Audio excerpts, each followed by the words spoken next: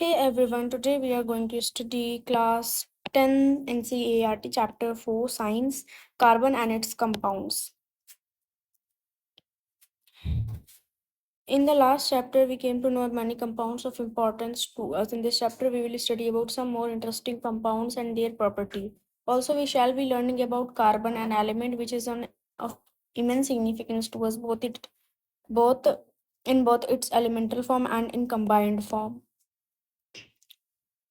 Look at the items that come here. The activity things made of metal, things made of glass or clay, and others. Last column of the above table filled by you. Your teacher will be able to tell you that most of them are made of compounds of carbon. Can you think of method to test this? What would be the product if a compound containing carbon is burned? Do you know of any test to confirm this? Food, clothes, medicines, books, or many of the things that you listed are all based on this versatile element carbon. In addition, all living structures are carbon based. The amount of carbon present in Earth's crust and its atmosphere is quite meager. The Earth's crust has only 0.02% carbon in the form of minerals like carbonates, hydrogen carbonates, coal, and petroleum, and the atmosphere has 0.03% of carbon dioxide.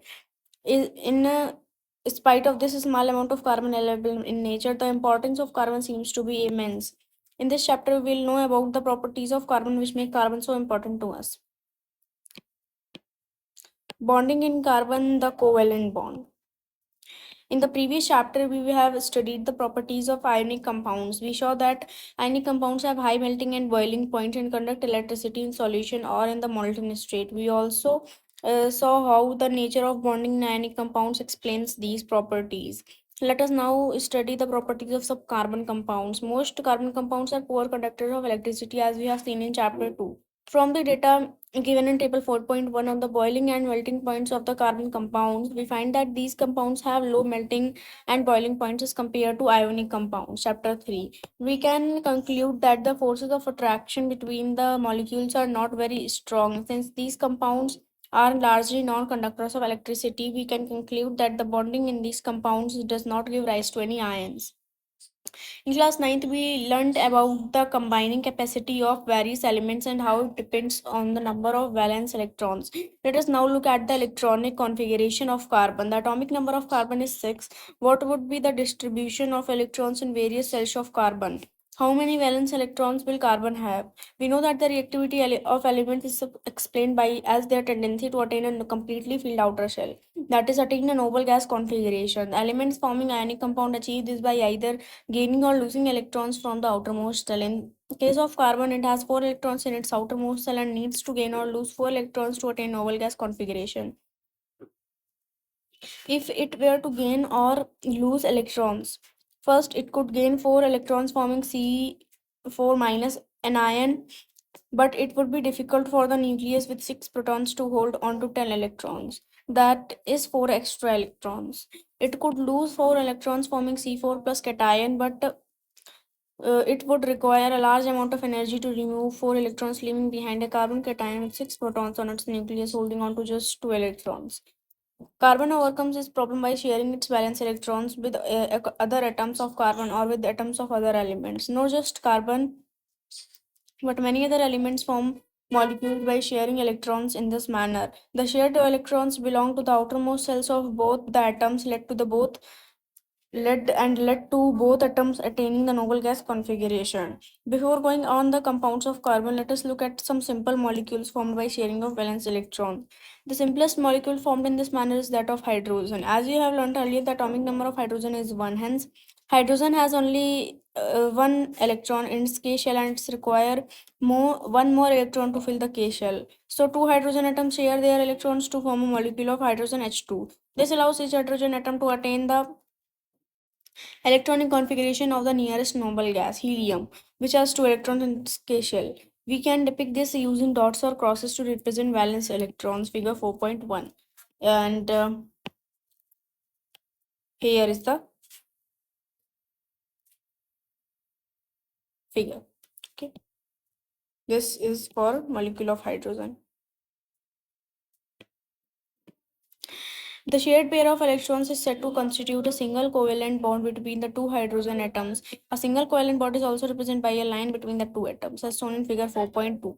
The atomic number of chlorine is 17. What would be its electronic configuration and its valency? Chlorine forms a diatomic molecule Cl2.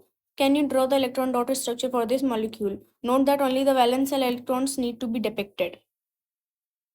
So here we have to form the covalent bond between two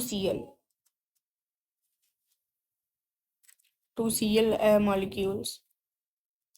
Oh, I'm sorry. So what we will do, make this type of structure, then mark its valence electrons here. So how many valence electron have? So 2, 8 and 7. So 7 in its outer shell. So 1, 2, 3, 4, 5, 6, 7. Another Cl molecule, if it makes single bond 1, 2, 3, 4, 5 and 2 it will share.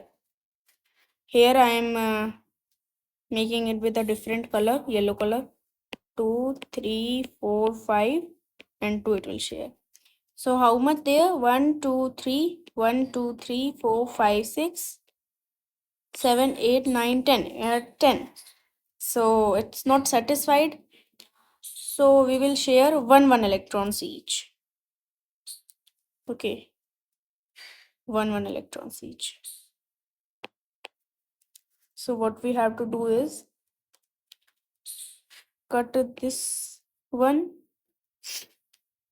and make 1, 2, 3, 4, 5, 6 here, because we have shared only 1 electron. Then 1, 2, 3, 4, 5, 6 here and share 1. So how many? 1, 2, 3, 4, 5, 6, 7, 8. So this Cl molecule, this one, this is B and this is A.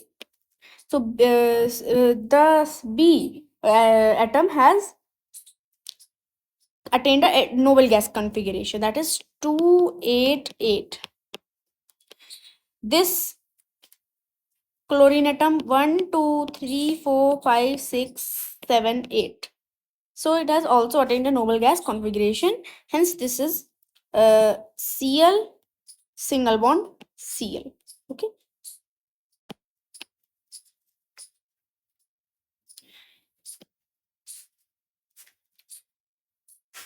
In the case of oxygen, we see the formation of double bond between two oxygen atoms. This is because an atom of oxygen has 6 electrons in its L shell and it requires 2 more electrons to complete its octet. So each atom of oxygen shares 2 electrons with another atom of oxygen to give us the structure shown in figure 4.3. This is of oxygen. This double bond between two oxygen atoms. The 2 electrons contributed by each oxygen atom give rise to 2 shared pair of electrons. This is said to constitute a double bond between the 2 atoms. Can you now depict a molecule of water showing the nature of bonding between 1 oxygen atom and 2 hydrogen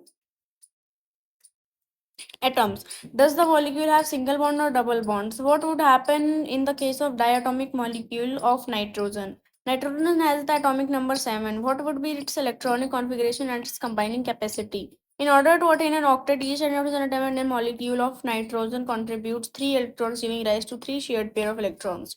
This is said to constitute a triple bond between the two atoms. The electron dot structure of N2 and its triple bond can be depicted as in figure 4.4. A molecule of ammonia has the formula NH3. Can you draw the electron dot structure for this molecule showing how all 4 atoms achieve noble gas configuration? Will the molecule have single, double or triple bonds? Let us now take a look at methane, which is a compound of carbon. Methane is widely used as a fuel and is a major component of biogas and compressed natural gas CNG. It also is also one of the simplest carbon compounds formed by the carbon. Methane has a formula CH4. Hydrogen, as you know, has a valency of 1. Carbon is a tetravalent because it has four valence electrons. In order to achieve noble gas configuration, carbon shares these electrons with four atoms of hydrogen as shown in figure 4.5. Such bonds which are formed by sharing of an electron pair between two atoms are known as covalent bonds. Covalently bonded molecules are seen to have strong bonds within the molecule, but intermolecular forces are weak. This gives rise to low melting and boiling point. Low melting and boiling points of these compounds. Since the electrons are shared between atoms and no charged particles are formed, such covalent compounds are generally poor conductors of electricity. Next is allotropes of carbon. Next is allotropes of carbon. The element carbon occurs in different forms in nature with widely varying physical properties. Both diamond and graphite are formed by carbon atoms. The difference lies in the manner in which the carbon atoms are bonded to one another. In diamond, each carbon atom is bonded to four other carbon atoms, forming a rigid three-dimensional structure. In graphite, each carbon atom is bonded to three other carbon atoms in the same plane, giving a hexagonal array. Uh, One of these bonds is a double bond, and thus the valency of carbon is satisfied. Graphite structure is formed by the hexagonal arrays being placed in layers one above the other. This is structure of diamond, this is of graphite, and this is structure of C60 Buckminster Fullerene. These two different structures result in diamond and graphite having a very different physical properties, even though their chemical properties are the same. Diamond is the hardest substance known, while graphite is smooth and slippery. Graphite is also a very good conductor of electricity, unlike other non-metal that is studied in the previous chapter. Diamonds can be synthesized by subjecting pure carbon to very high pressure and temperature. These synthetic diamonds are small but are otherwise indistinguishable from natural diamonds. Fullerenes form another class of carbon allotropes. First one to be identified was C60, which has the carbon atom arranged in the shape of football. Since this looked like the geodesics dome designed by US architect Buckminster Fuller, the molecule was named fullerene. There are questions. What would be the electron dot structure of carbon dioxide, which has the formula CO2? So we have to just make the covalent bonding for this CO2 molecule. So I have to erase first this all.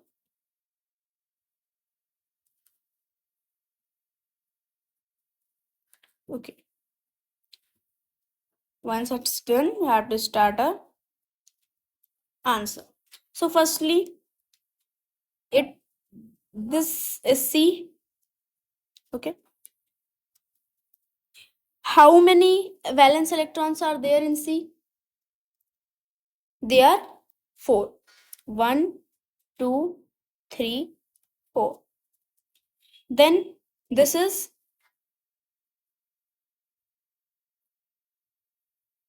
O.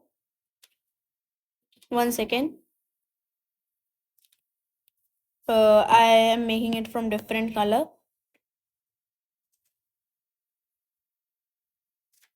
Okay.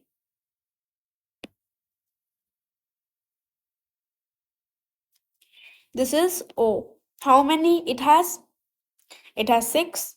1, 2, 3, 4, 5, and 6. Okay. Then this one.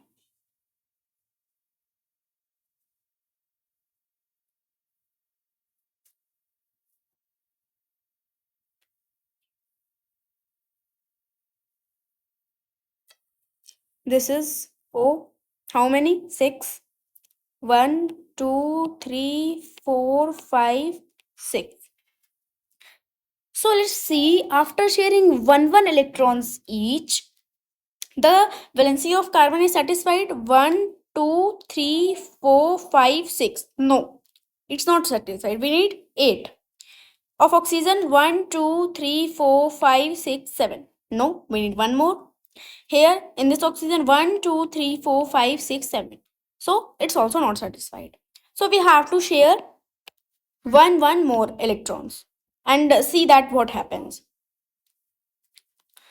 So we shared one molecule of oxygen more and one of carbon. Okay, like this. You have to arrange in this manner, like two of oxygen and two of carbon. Okay, so one will be gone from here. So valency of oxygen is satisfied here. 1, 2, 3, 4, 5, 6, 7, 8, 9. No, it's not satisfied. Okay.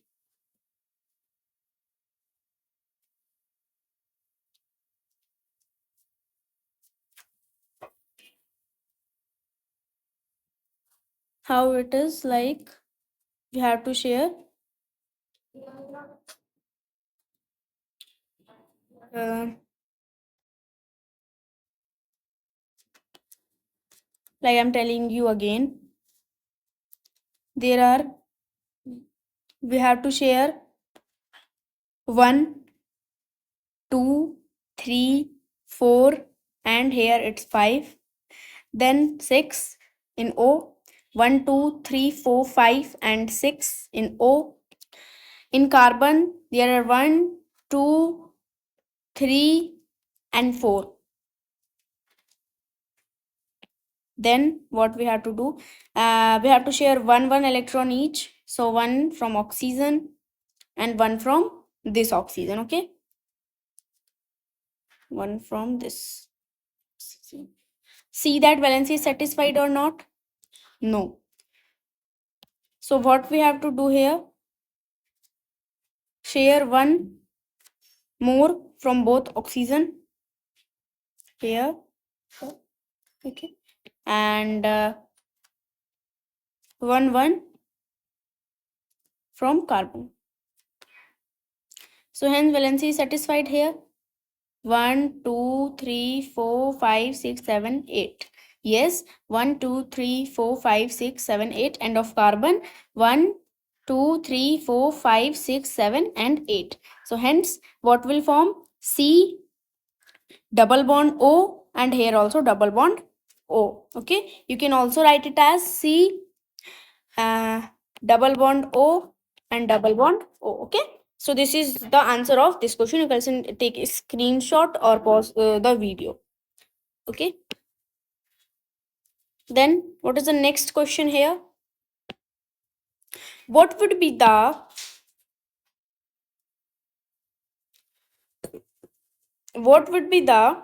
electron dot structure of molecule of sulfur, which is made up of 8 atoms of sulfur? Hint, the 8 atoms of sulfur are joined together in the form of a ring. Yes, they will form in this form, like one sulfur, one sulfur, one sulfur, one sulfur, like this. 1, 2, 3, 4, 5, 6, 7, 8. Okay, so they will form a ring like structure between them. Okay.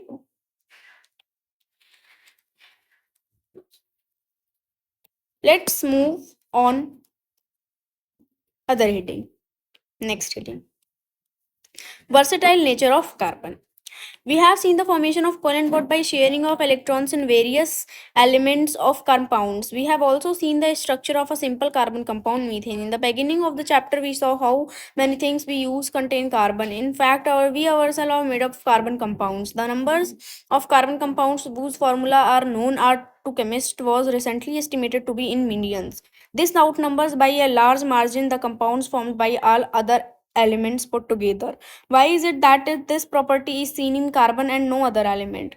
The nature of the covalent bond enables carbon to form a large number of compounds. Two factors noticed in the case of carbon are: first, carbon has unique ability to form bonds with other atoms of carbon, give rise to large molecules. This property is called catenation. These compounds may have long chain of carbon, branch chain of carbon, or even carbon atom arranged in rings. In addition, carbon atom may be linked by single, double, or triple bonds. Compounds of carbon which are linked by only single bond between carbon-carbon atom are called saturated compounds. Compounds of carbon having double or triple bond between the carbon atoms are called unsaturated compounds. No other element exhibit the property of catenation to extent seen in carbon compounds. Silicon form compound with hydrogen which have chains up to 7 or 8 atoms, but these compounds are very reactive. The carbon-carbon bond is very strong and hence stable. This gives us large number of compounds with many carbon atoms linked to each other. Since carbon has a valency of 4, it's capable of bonding with 4 or other atoms of carbon or atom of some other monovalent element. Compounds of carbon are formed with oxygen, hydrogen, nitrogen, sulfur, chlorine, and many other elements, giving rise to compound with specific properties which depend on the elements other than carbon present in the molecule. Again, the bonds that carbon forms with the most other elements are very strong, making these compounds exceptionally stable. One reason for the formation of strong bonds by carbon is its small size. This enables the nucleus to hold on to shared pair of electrons strongly. The bond formed by elements having bigger atoms are much weaker.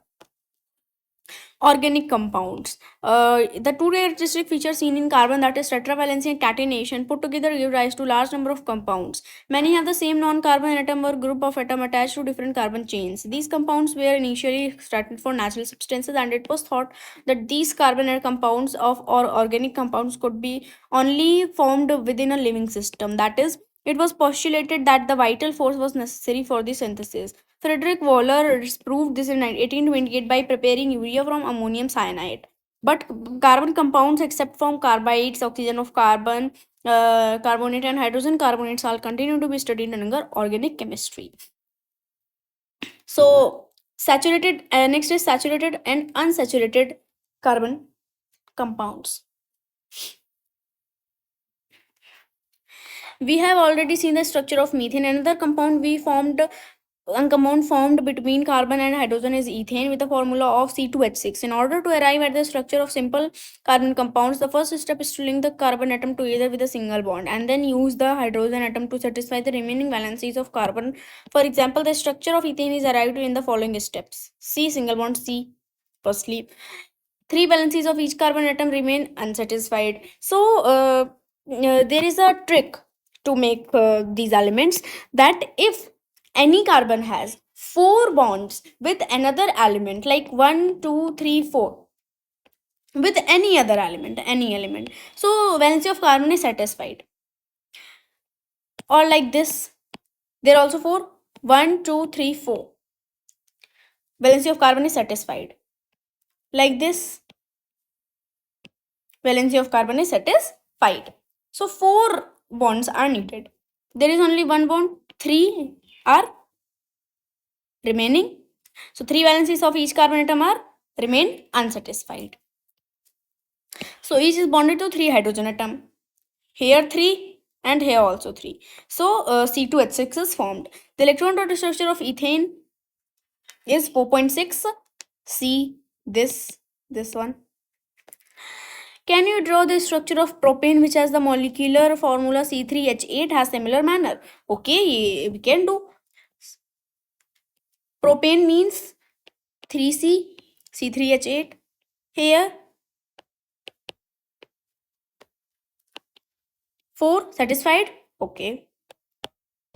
Here 2, 1, 2, 3, 4 satisfied. Here 3,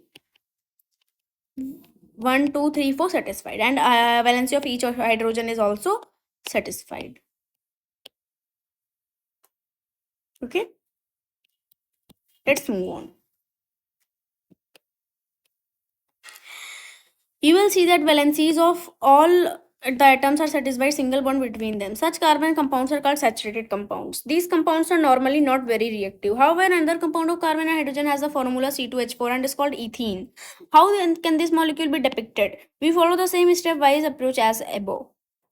Carbon carbon atom linked together with a single bond. We see that one valency per carbon atom remain unsatisfied. This can be satisfied only with a double bond between the two carbons. The electron dot structure for ethene is given in figure 4.7. Yet another compound of hydrogen and carbon has the formula C2H2 and is called ethine. Can you draw the electron dot structure for ethine? Yes. How many bonds are necessary between the two carbon atoms in order to satisfy their valencies? What is the question? How many are necessary between the two carbon atoms in order to satisfy their valencies? 3 bonds. 2 carbon atom. Okay. Four. Such compounds of carbon having double or triple bond between the carbon atom are known as unsaturated carbon compounds, and they are more reactive than the saturated carbon compounds. This question is that how many bonds are necessary between the two carbon atoms in order to satisfy their valencies? In the case of ethine. So how many bonds are necessary? Triple bond, obviously. Such compounds of carbon have, okay. Then we have chains, branches, and rings. In earlier section, we mentioned the carbon compound methane, ethane, and propane containing respectively 1, 2, and 3 carbon atoms. Such chains of carbon atom contain many more carbon atoms. The name and structure of 6 of these are given in table 4.2. Methane, ethane, propane, butane, pentane, hexane, heptane, octane, decane, and many more. Methane has sorry. Formula CH4, C2H6, C3H8, C4H10, and general formula that is called empirical formula for alkanes. We call it alkanes because they has a suffix "ane". So their general formula uh, the general formula are CnH2n. You can take any value 2n plus 2. You can take any value n 1.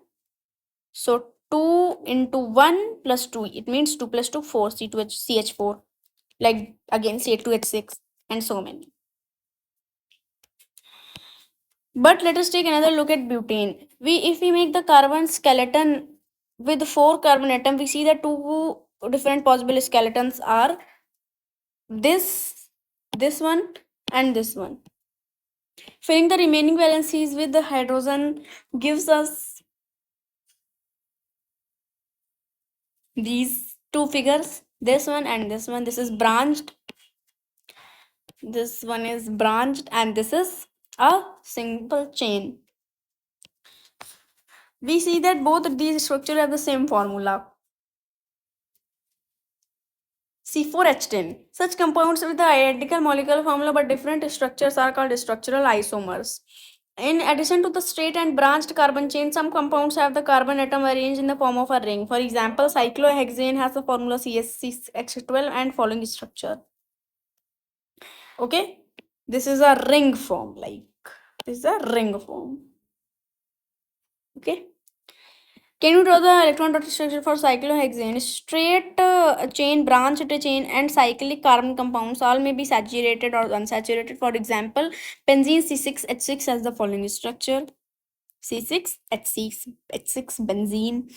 All these carbon compounds which contain only carbon and hydrogen are called hydrocarbons. Among these, the saturated hydrocarbons are called alkanes. The unsaturated hydrocarbons which contain one or more double bond are called alkenes. Those containing one or more triple bond are called alkynes. Next topic is, will you be my friend? Okay.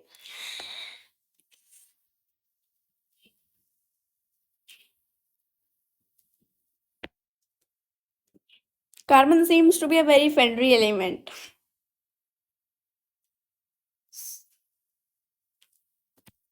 So far, we have been looking at compounds containing carbon and hydrogen only, but carbon also forms bonds with other elements such as halogens, oxygen, nitrogen, and sulfur. In a hydrocarbon chain, one or more hydrogens can be replaced by these elements, such that the valency of carbon remains satisfied. In such compounds, the element replacing hydrogen is referred to as a heteroatom. These heteroatoms are also present in some groups as given in table 4.3. The heteroatoms and the group containing these confer specific properties to the compound, regardless of the length and nature of the carbon chain, and hence are called functional groups. Some important functional groups are given in the table 4.3, that are uh, haloalkanes, chromobromo, alcohol, aldehyde, ketone, carboxylic acid.